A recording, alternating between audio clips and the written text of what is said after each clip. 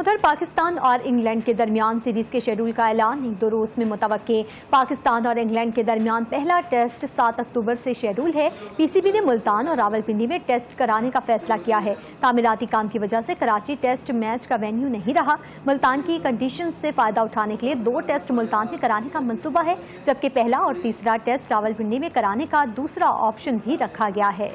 उधर पाकिस्तान और इंग्लैंड के दरमियान सीरीज के शेड्यूल का ऐलान 1-2 रोज में मुतवक्के।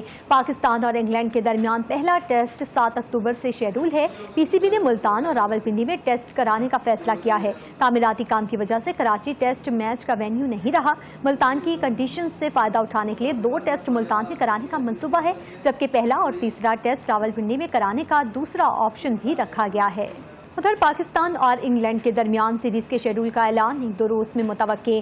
पाकिस्तान और इंग्लैंड के दरमियान पहला टेस्ट 7 अक्टूबर से शेड्यूल है। पीसीबी ने मुल्तान और रावलपिंडी में टेस्ट कराने का फैसला किया है। तामीराती काम की वजह से कराची टेस्ट मैच का वेन्यू नहीं रहा। मुल्तान की कंडीशन से फायदा उठाने के लिए 2 टेस्ट मुल्तान में कराने का मंसूबा है, जबकि पहला और तीसरा टेस्ट रावलपिंडी में कराने का दूसरा ऑप्शन भी रखा गया है।